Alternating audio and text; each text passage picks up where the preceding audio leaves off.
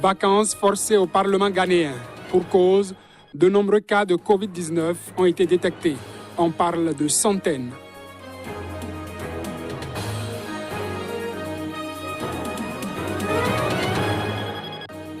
Des rebelles délogés de leur position en Casamance. C'est le résultat d'une offensive de l'armée sénégalaise avec un renfort, celle de la Guinée-Bissau.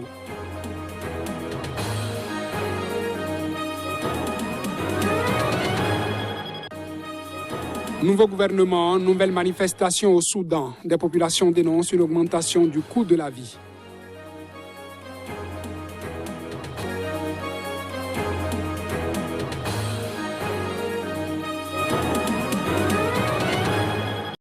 Bonsoir et bienvenue à ce journal, mesdames et messieurs. Nous l'ouvrons par le Ghana. Le Parlement a fermé ses portes mardi pour au moins 3 semaines après la découverte de plus d'une centaine de cas de Covid-19 parmi les députés et le personnel. Les locaux seront désinfectés et assainis. Au moins 17 parlementaires ghanéens et 151 membres du personnel ont été testés positifs au nouveau coronavirus ces derniers jours. Jeudi, la découverte de premiers cas par dizaines avait déjà obligé les législateurs à réduire leurs réunions à 2 sessions par semaine afin de contrer la propagation du virus. Le président de l'Assemblée a annoncé avoir décidé en consultation avec les responsables politiques que la session du Parlement serait ajournée pendant 3 semaines. Le pays anglophone d'Afrique de l'Ouest a confirmé officiellement un total de 73 003 cas de Covid-19, dont 482 décès. Les écoles ont rouvert en janvier après une fermeture de 10 mois, mais le président Nana Akufo-Addo a prévenu ce début de mois qu'un retour à des mesures plus strictes était nécessaire. Les frontières terrestres et maritimes sont fermées depuis mars, tandis que les plages, les boîtes de nuit, les cinémas et les pubs continuent d'être interdits d'accès. Les grands rassemblements sociaux tels que les funérailles, les mariages et les fêtes sont également prohibés. L'armée sénégalaise a indiqué mardi avoir pris 3 bases des rebelles en Casamance, au sud, et récupéré des armes lors d'une offensive lancée fin janvier après des mois d'accalmie dans ce conflit ancien, mené selon elle avec le soutien de la Guinée-Bissau voisine. Les alentours de ces bases étaient ponctués de surfaces calcinées, des traces des combats, selon les officiers sénégalais. Plus de précisions à travers ces images. Des officiers de l'armée sénégalaise ont emmené la presse, dont des journalistes de l'AFP, pour une visite rare sur 2 de ces cantonnements, des abris de tôle et des bois disséminés sous les grands arbres dans la forêt de Blaze et abritant des sortes de bunkers enterrés pouvant abriter quelques personnes. Les bases relativement intactes appartenaient au mouvement des forces démocratiques de Casamance qui mène depuis 1982 une rébellion indépendantiste armée, a dit le colonel Souleymane Kandé, le chef local de l'armée sénégalaise. Elles ont été capturées après des tirs d'artillerie précédents, l'assaut donné par les forces terrestres soutenues par des avions et des hélicoptères, a précisé sous le couvert de l'anonymat un officier disant avoir participé au combat. L'armée sénégalaise n'a fourni aucune indication sur les pertes de part ou d'autre et aucune évaluation du bilan humain n'est disponible par ailleurs de sources fiables et indépendantes. Les officiers sénégalais n'ont pas dit non plus combien de temps l'opération lancée le 26 janvier durerait encore. Après des années de situation de ni guerre ni paix dans cette région fertile et enclavée, l'opération a été déclenchée à la suite des actions commises contre les populations par les rebelles, ont dit les officiers. Elle vise aussi, selon l'armée sénégalaise, à permettre aux populations déplacées par l'un des plus vieux conflits du continent de se réinstaller et à mettre fin au trafic qui prospère dans la région, comme ceux du bois ou du chanvre indien. La Casamance, région séparée du nord du Sénégal par la Gambie, avait connu un regain de violence début 2018 avec le massacre de 14 hommes près de Ziguinchor. L'armée avait alors interpellé une vingtaine de suspects qui attendent toujours d'être jugés. La justice guinéenne a condamné lundi à 5 ans de prison un activiste guinéo-canadien, dernière en date des sentences prononcées contre les opposants au président Alpha Condé et au 3e mandat de celui-ci. Précision. Mamadi Condé, alias Madik Sans Frontières, membre du principal parti d'opposition, et vivant essentiellement au Canada, selon l'un de ses avocats, devra payer une amende de 100 millions de francs guinéens, environ 8 000 euros, pour ces messages diffusés sur les réseaux sociaux, jugés racistes, xénophobes et injurieux par les autorités. Interrogé sur ce qui lui était reproché concrètement, l'un de ses avocats, maître Pépé Antoine Lama, dit attendre de lire le jugement pour le savoir. Madic Sans Frontières s'est montré très virulent contre le président et le pouvoir, a-t-il dit. À l'audience, le parquet avait aussi invoqué les accusations de Madic Sans Frontières, selon lesquelles les Peuls étaient maltraités en Guinée, avait rapporté la presse. Le parquet avait réclamé 10 ans de prison. Bien que reconnu comme jouant un rôle dans les élections guinéennes, le facteur communautaire est un sujet sensible. L'Union des forces démocratiques de Guinée, UFDG, à laquelle appartient Madic Sans Frontières, capte une grande partie de l'électorat Peul, le Rassemblement du peuple de Guinée, RPG, du président Condé, une part importante de l'électorat malinké. Les Peuls représenteraient, avec les Malinké, plus de la moitié d'une population de 12 millions. Madic Sans Frontières a dit tout haut ce que beaucoup pensent tout bas, a déclaré Maître Lama, qui a indiqué que les avocats feraient appel. Madic Sans Frontières était rentré en Guinée pour participer à la campagne de Cellou Dalein Diallo, chef de l'UFDG, pour la présidentielle du 18 octobre. Au Tchad à présent, 15 partis d'opposition ont désigné mardi un candidat unique à la présidentielle du 11 avril dans le pays. Ces partis réunis pour l'occasion à N'Djamena avaient créé le 2 février une coalition, l'Alliance Victoire, et promis de désigner un seul candidat et un seul programme.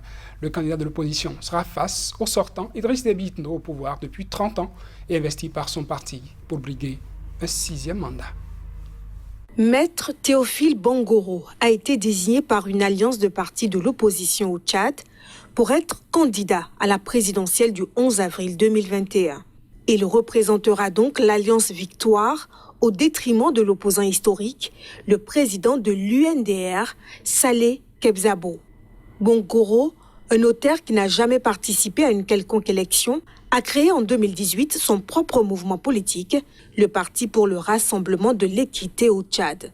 L'opposition ne sera pas totalement rangée derrière lui, puisque Romadunga Nialbe Félix, président de l'Union pour le renouveau et la démocratie, principale force d'opposition à l'Assemblée nationale avec 8 députés, a été récemment investi par son parti pour être candidat.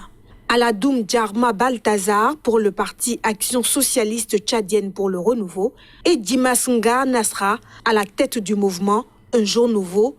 Tous deux, novices en politique, sont également candidats. Et le mouvement de Kourayo Médar, arrivé en 3e position en 2016, tout comme les transformateurs du jeune opposant Succès Masra, n'ont pas rejoint l'Alliance Victoire. Samedi, le mouvement patriotique du salut de Idriss Déby a investi le chef de l'État candidat à sa propre succession. Ce militaire de carrière, récemment promu maréchal par l'Assemblée nationale, dirige le Tchad d'une main de fer et s'en partage depuis qu'il a pris le pouvoir par les armes en 1990. Les candidatures doivent être déposées officiellement à partir du 13 février. Ça grogne contre la misère au Soudan. De nouvelles manifestations ont éclaté mardi dans le pays pour dénoncer l'augmentation du coût de la vie. Ces manifestations surviennent après la formation lundi d'un nouveau gouvernement chargé de résoudre la crise économique profonde dans laquelle le pays est empêtré depuis des décennies et qui s'est amplifiée depuis la chute en avril 2019 de l'ex-autocrate Omar el-Béchir. Les manifestations contre la cherté de la vie se sont multipliées ces dernières semaines au Soudan, notamment dans la capitale Khartoum et dans l'est de Gédaref à l'est, considéré comme le grenier à blé du pays. Dans la ville côtière de Port-Soudan-Est, des étudiants ont attaqué des bâtiments officiels, entraînant la fermeture de plusieurs écoles et magasins. Les manifestants qui scandaient « non au prix élevé, non à la faim, à Niala » ont incendié les boutiques et jeté des pierres à la police qui a dispersé la foule à l'aide de gaz lacrymogène.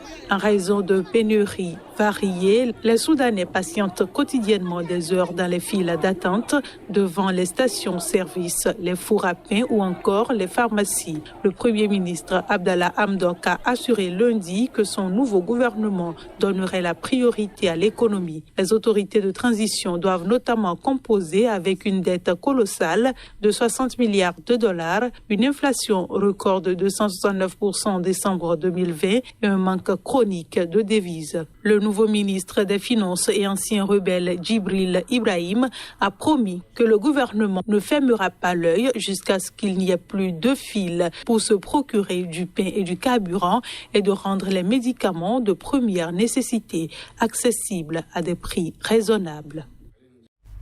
Des délégués de la Ligue arabe se sont retrouvés au Caire pour discuter de la cause palestinienne. Cette réunion a lieu le jour même où les principales factions palestiniennes du Fatah et du Hamas ont ouvert au Caire des pourparlers visant à ouvrir la voie aux premières élections en Cisjordanie et à Gaza depuis 2006. Des délégués de la Ligue arabe tiennent une réunion d'urgence au Caire pour discuter de la cause palestinienne. Cette réunion a lieu le jour même où les principales factions palestiniennes du Fatah et du Hamas ont ouvert au Caire des pourparlers visant à ouvrir la voie aux premières élections en Cisjordanie et à Gaza depuis 2006. Les factions palestiniennes, dont les rivaux du Hamas islamiste et du Fatah laïque, ont entamé lundi au Caire des discussions clés en vue des premières élections depuis 15 ans, a indiqué la télévision d'État égyptienne. Les travaux ont débuté avec la participation de toutes les factions sous les auspices du président égyptien Abdel Fattah al-Sisi, a annoncé la chaîne. Comme pour appuyer l'initiative, une réunion extraordinaire des ministres des Affaires étrangères de la Ligue arabe sur la question palestinienne est convoquée au Caire.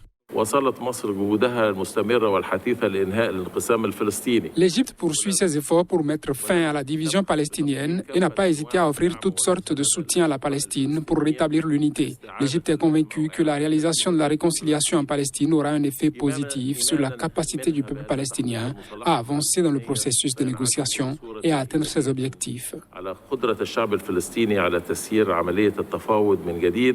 وتحقيق أهدافه وطموحاته المشروعة. إن النشاط الاستيطاني في الضفة الغربية والقدس الشرقية Les activités de colonisation à Jérusalem-Est et en Cisjordanie constituent un obstacle sérieux à la solution des deux États et sont illégales au regard des résolutions de la légitimité internationale et de la résolution 2234 du Conseil de sécurité. En outre, la reconnaissance de Jérusalem comme capitale d'Israël et le transfert d'ambassade à Jérusalem est un travail illégal et au mépris des résolutions des Nations Unies. En 2006, les dernières législatives palestiniennes avaient conduit à la victoire du Hamas qui n'avait pas été reconnue par ses rivaux du Fatah, menant à des affrontements sanglants entre les deux camps et à la naissance de deux systèmes politiques séparés. L'autorité palestinienne, dirigée par Mahmoud Abbas et contrôlée par le Fatah, siège en Cisjordanie, territoire occupé par Israël, où vivent 2,8 millions de Palestiniens. Et ça va être tout pour ce journal, mesdames et messieurs. Merci de votre fidélité au programme de Sika TV.